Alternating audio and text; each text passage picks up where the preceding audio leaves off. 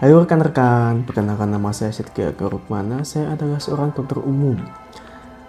Hari ini izinkan saya untuk menjelaskan suatu penyakit yang sering terjadi di masyarakat tetapi efeknya luar biasa, yaitu penyakit jantung hipertensi atau penyakit jantung yang terjadi karena tekanan darah tinggi. Mari kita simak. Penyakit jantung hipertensi sebenarnya adalah suatu perubahan-perubahan di jantung yang bersifat buruk yang disebabkan oleh keadaan hipertensi dalam jangka panjang. Nah, perubahannya apa saja itu? Nah, sebelumnya kita bahas dulu apa yang dimaksud dengan hipertensi. Nah, hipertensi itu adalah suatu keadaan di mana tekanan darah seseorang meningkat. Umumnya, jika misalkan tensi seseorang sudah di atas 140/90, maka dia dianggap hipertensi. Loh, maksudnya tekanan darah itu apa? Nah, bayangannya seperti ini. Kita, manusia, itu perlu oksigen untuk memompa darah ke seluruh tubuh, itu untuk memberi oksigen ke seluruh tubuh kita.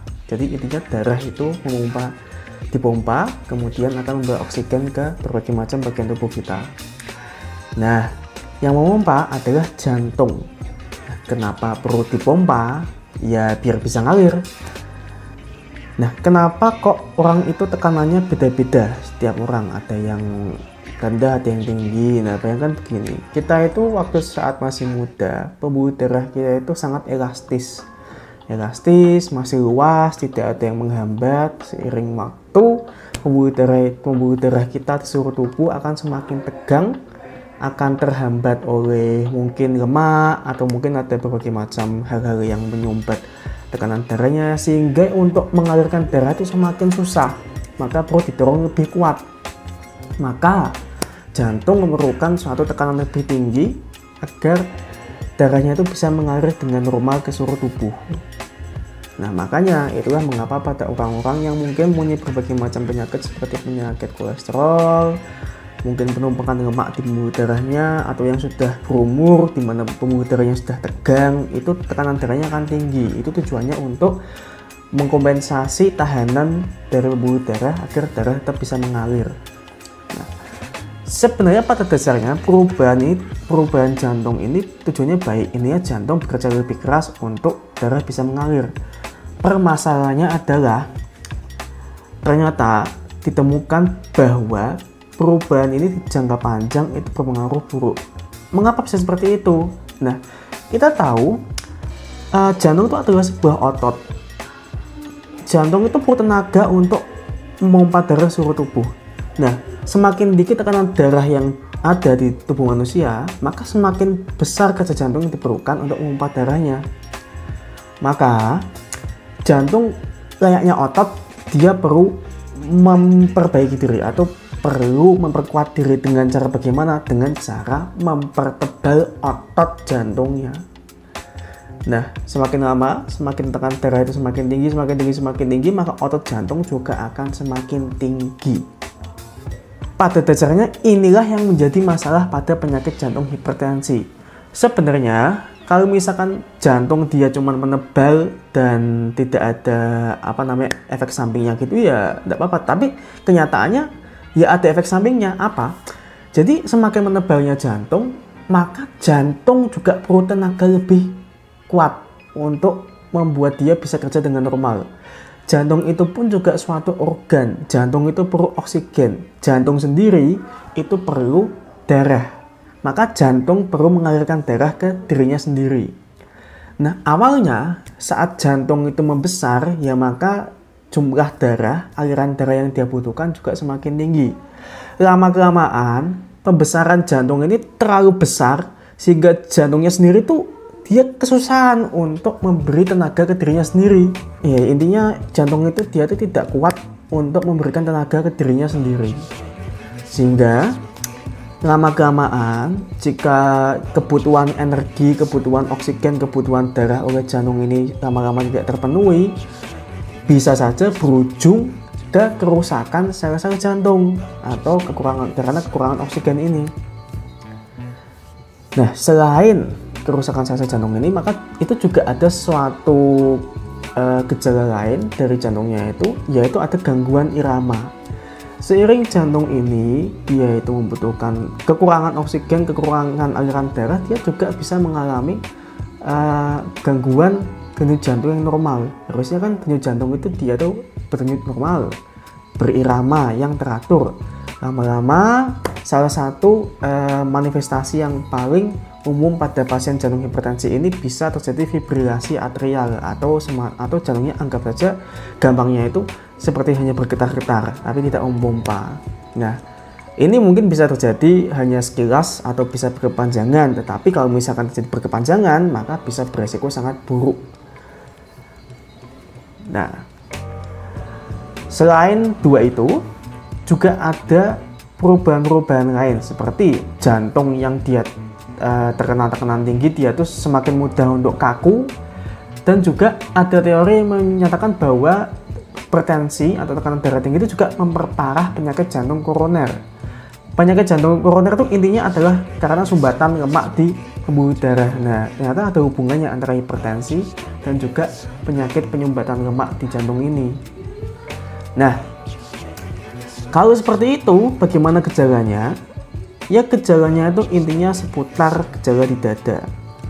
Nyeri dada, itu yang paling menonjol. Nyeri dada yang utamanya di sebelah kiri dada, dan dia bisa saja menjalar ke punggung atau ke bahu atau kemanapun yang kira-kira berdekatan dengan dada kiri. Nah, kemudian bisa sesak, bisa rasanya lemas, bisa mungkin pingsan, pusing, atau kalau misalkan sudah penyakitnya parah sekali ya tiba-tiba bisa aja meninggal. Itu suatu kemungkinan.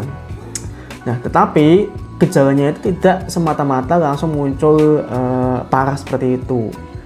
Biasanya gejalanya itu awalnya itu akan berjalan dari yang kecil dulu menjadi lebih berat. Misalkan begini, kalau orang yang punya penyakit jantung ini yang masih di tahap awal, mungkin dia masih bisa olahraga dengan kuat, mungkin olahraganya bisa yang berat.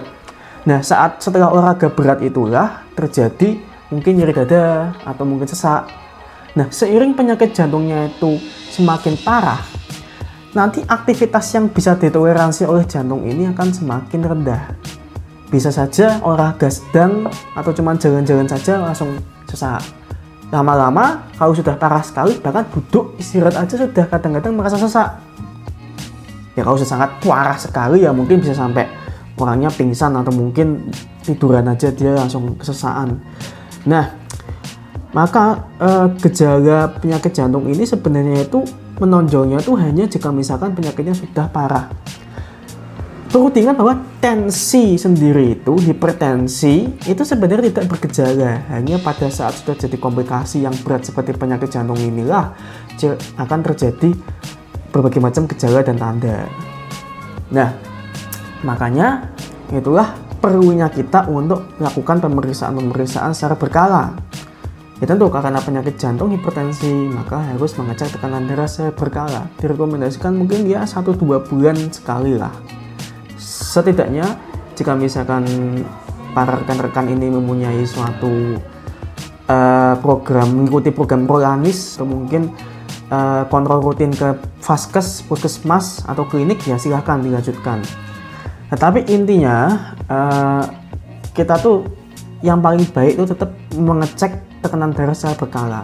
Kemudian karena penyakit jantung itu tidak hanya disebabkan hanya karena tekanan darah saja, mungkin bisa karena lemak terlalu tinggi, bisa karena penyakit gula, mungkin bisa karena merokok dan penggunaan alkohol, maka kita perlu memeriksa hal lain juga seperti cek gula, cek kolesterol, menghindari merokok, menghindari minum alkohol, dan juga rutin berolahraga atau aktivitas yang tidak bermalas-malasan agar juga mencegah penyakit jantung ini.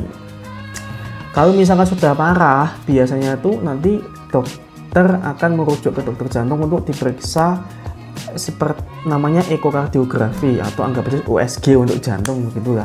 Nah, itu baru menilai fungsi jantungnya secara langsung, tetapi itu tidak direkomendasikan rutin untuk yang tidak bergejala, dan paling baik itu adalah dengan cara menjaga seperti tensi, gula, kolesterol, lain-lain sebelum muncul gejalanya. Nah, sekarang bagaimana cara menangani penyakit jantung hipertensi ini? Kalau misalkan sudah terjadi penyakit jantungnya, sudah sesak, sudah nyeri dada, yaitu harus segera ke dokter spesialis. Saya sebagai dokter umum tidak bisa memberikan komentar apapun. Kalau misalkan masih hanya tensi tinggi saja, maka ya saran yang paling baik dari saya adalah minum obat sesuai dengan anjuran dokter. Karena begini, penyebab hipertensi itu sebenarnya itu bisa saja, ya tadi saya bilang ya, ada penyumbatan lemak, atau mungkin ya, gula juga bisa, umur, genetik, tidak ada pemicu pun bisa muncul juga. Maka secara umum bisa saja orang itu dia memang punya bakat untuk tensinya tinggi. Nah, tetapi ini kan hal yang buruk, nggak bisa kita pelihara dong. Masa kita tensi tinggi penyakit dipelihara? Maka harus mau nggak mau harus meminum obat. Dan obatnya pun tergantung oleh dokter yang memeriksa. Umumnya obat yang diberikan itu akan diberikan dosis yang rendah dulu. Misalkan belum cukup, mungkin ditinggikan dosisnya. Belum cukup, mungkin ditambahkan dengan obat lainnya lagi. Nah, dengan begitu nanti dokter akan menilai kira-kira apakah tensinya itu stabil. Jika misalkan stabil, maka obatnya itu akan diteruskan. Dan misalkan tensinya itu relatif kok turun terus atau mungkin malah rendah, ya nanti obatnya akan disesuaikan agar tensinya itu benar-benar normal. Selain menggunakan obat-obatan, tentu saja kan saya bilang tadi, resiko terjadinya hipertensi bisa karena gula, kolesterol, mungkin kurang aktivitas. Maka gaya hidup kita juga harus kita perbaiki. Contoh, kurangi makan makanan berkolesterol, kurangi asupan makanan terlalu manis, selalu cek gula dan selalu cek kolesterol, dan juga aktivitas rutin yang sehat. Oke, nah dok, jika misalkan saya sudah mengalami penyakit jantung hipertensi, terus apakah itu sudah parah dok? Ya begini ya, saya bilang dulu, setiap orang tuh tidak bisa kita bilang ini sudah parah akan resiko meninggalnya tinggi, ini masih baik, ini tidak usah khawatir. Setiap orang tuh beda-beda, itu tergantung dokter spesialis atau dokter yang menangani masing-masing. Tetapi secara umum jika misalkan sudah mengalami penyakit jantung, maksudnya dinyatakan penyakit jantungnya, memang ya resiko kematian lebih tinggi. Nah makanya untuk mencegah itu maka kita harus melakukan pengobatan rutin ke dokter. Nah kalau misalkan ya masih belum mengalami gejala, ya bagus. Ya maksudnya sebenarnya begini, tidak mengontrol tensi pun tidak bisa menjamin tidak akan terkena penyakit jantung. Enggak, cuma kita menurunkan resikonya saja. Jadi apakah orang yang tensinya rendah pasti terhindar dari penyakit jantung? Ya saya tidak bisa bilang. Apakah pasien yang sudah kena penyakit jantung dia kedepannya akan sakit-sakitan terus, akan mungkin resiko meninggalnya besar? Ya jujur saya tidak bisa bilang secara tepat.